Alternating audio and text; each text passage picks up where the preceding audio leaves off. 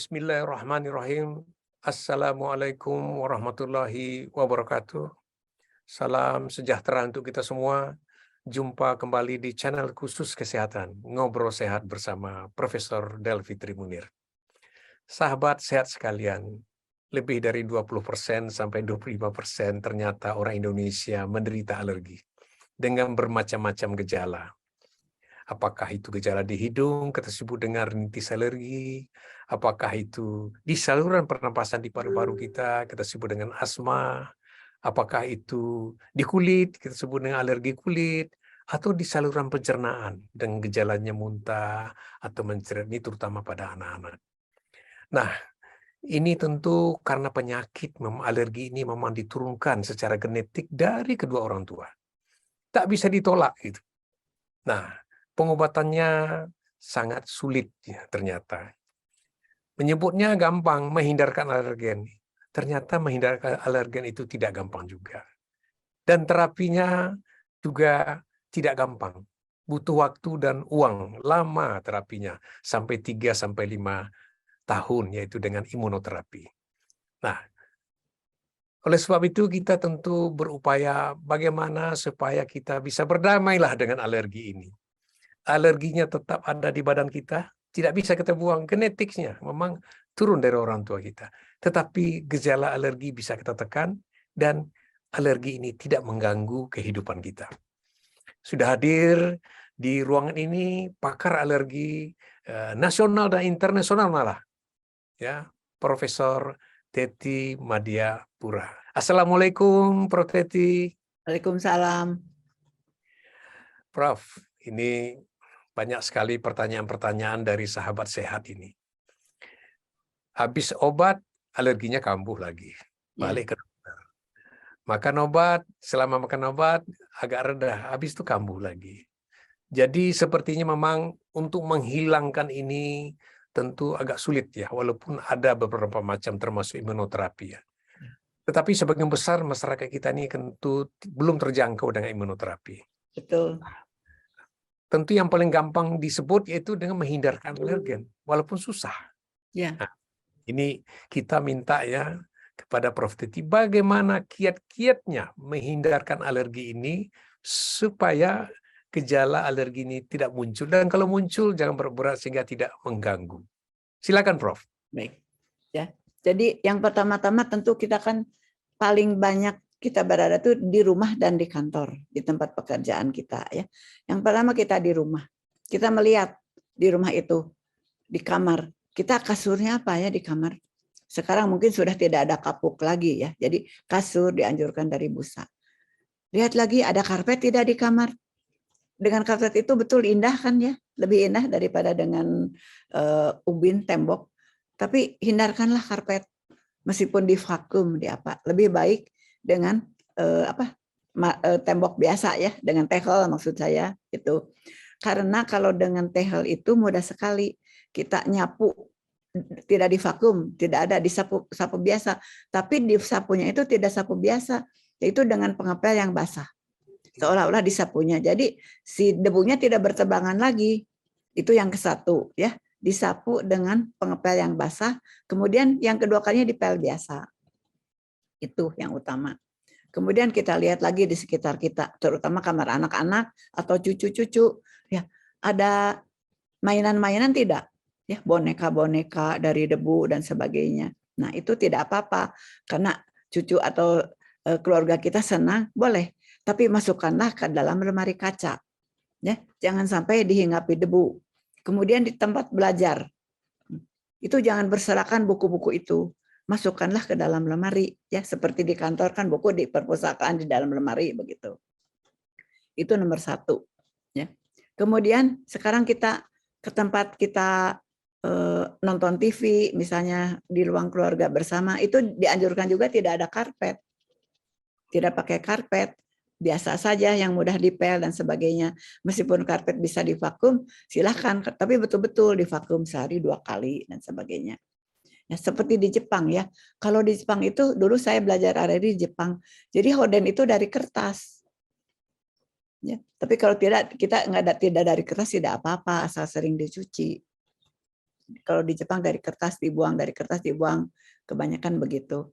Itu nomor 1 ya. Jadi hindarkan debu dengan cara tidak ada karpet di rumah, kasur diganti dengan busa, ya. Tidak ada mainan yang berbulu, ya. Tidak ada boneka-boneka yang berbulu, kemudian buku-buku itu, karena dalam buku itu kalau lama dibiarkan itu bisa terbentuk jamur. Ya, dan jamurnya bukan jamur yang biasa kita makan seperti jamur kuping atau dan sebagainya, tapi yang disebut jamurnya ada Alternaria dan sebagainya, jamur-jamur yang menimbulkan alergi ya. Jadi itu sama saja di kantor. Tapi kan sekarang sudah ada HEPA filter dan sebagainya. Ya. Memang harganya mahal. Ya. Ada humidifier dan sebagainya. Tapi HEPA filter itu bagus sekali. Kan dia akan betul-betul ada penelitian akan menfilter house dust mite ya, tunggu debu rumah. Itu bagus.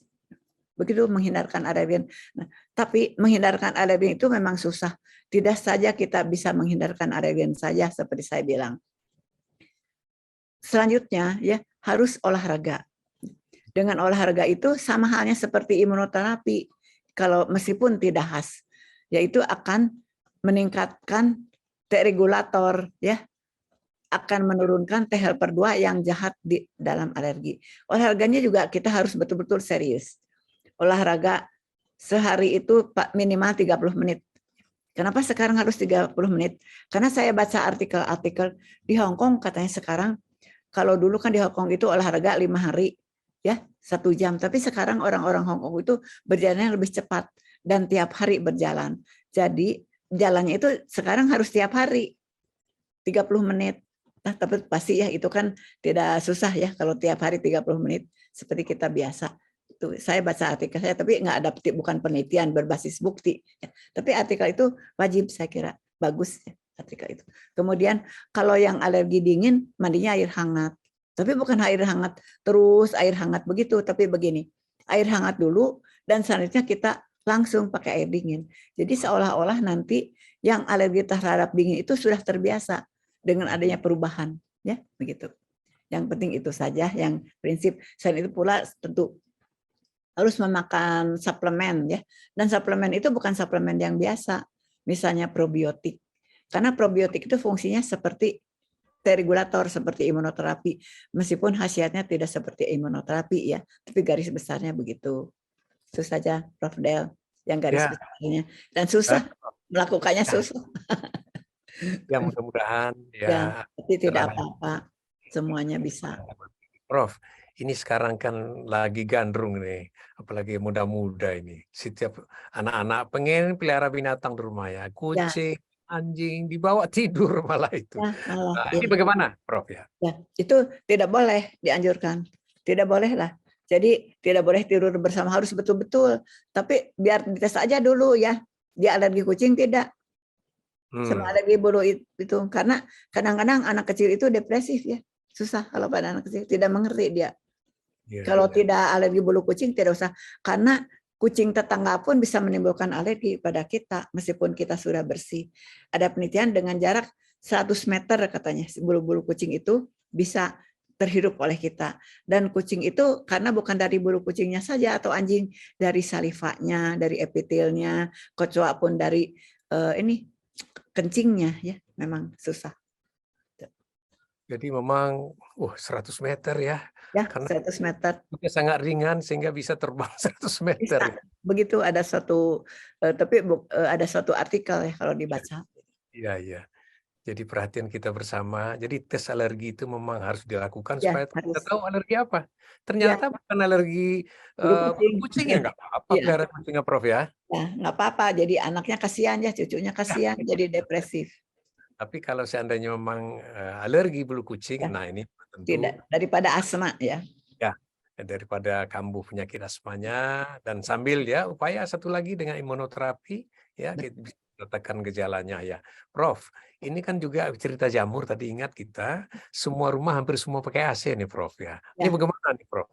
Peran AC ini kadang-kadang kan ada juga jamur itu di AC karena dingin, lembab itu. Gimana Prof? Itu AC-nya memang harus dibersihkan, dan ininya kalau harusnya itu sesuai dengan keadaan dalam hidung kita. Suhu itu harusnya 24 derajat. Jadi harus 24 derajat Celcius harusnya kalau ada AC yang sebetulnya ya. Jadi waktu di Singapura kita ada kongres, loh kenapa ya ini kok agak panas? Jadi tidak bisa diturunkan itu waktu kongres alergi. Tetap 24 derajat di kamar sesuai dengan suhu kita AC-nya, tidak jadi masalah. Maka kita di THT RSIS itu udah 24 derajat AC-nya. Tidak pernah. Ya. Artinya dengan 24 derajat itu apa namanya? Jamur diharapkan diharapkan tidak tumbuh ya, Prof ya. Sesuai dengan keadaan suhu dalam hidung kita. Jadi kita sehat, silia kita, mukosa kita akan baik dan sebagainya, tidak mengganggu fungsi hidung. Dan mungkin juga bagi yang alergi dingin ya tidak terlalu dingin ya, tidak terlalu memicu Prof ya. Ya. Jadi sahabat sehat sekalian, ini informasi baru ya. Kalau AC di rumah 24 itu yang sehat, itu yang bagus. Yang terutama sehat. yang alergi ya. Kalau yang sehat jadi tidak enak ya, panas kan kalau 24. Tapi itulah yang sehat ya. Dan terutama alergi ya. Nah, anak-anak ini kan pantang dingin. Kalau ndak habis 16 nggak mau dia tidur. Ya. Tapi ini memang harus dibiasakan ya Prof ya. Jadi kita lah orang tua ya membiasakan mulai dari kecil anak-anak jangan terlalu dingin ya. Syukur-syukur dia tidak alergi, tetapi paling tidak udara yang kita hirup itu yang di bawah 20 derajat itu kan tidak cocok dengan tubuh kita. Betul. Nah, kita sampaikan yang cocok itu 24 derajat. Jadi memang kurang nyaman, tapi kalau sudah terbiasa ya. itu jadi cocok juga ya Prof ya. Betul, biasa, udah terbiasa. Jadi kalau kita ada kongres alergi, udah diatur dari sentral ya, itu AC-nya itu 19-24, 19-24. Jadi yang 19 sebentar, kebanyakan 24. Oh, sebentar ya. Oh gitu. Memang tidak nyaman, tapi lah udah apa boleh buat ya, begitu.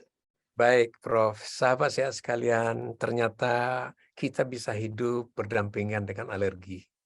Tentu dengan sedikit upaya-upaya ya, membersihkan bahan-bahan alergen yang ada di sekitar kita, tempat tidur, alas tempat tidur, mungkin 3 hari sekali dijemur ya, atau seminggu sekali dicuci, diganti gitu ya.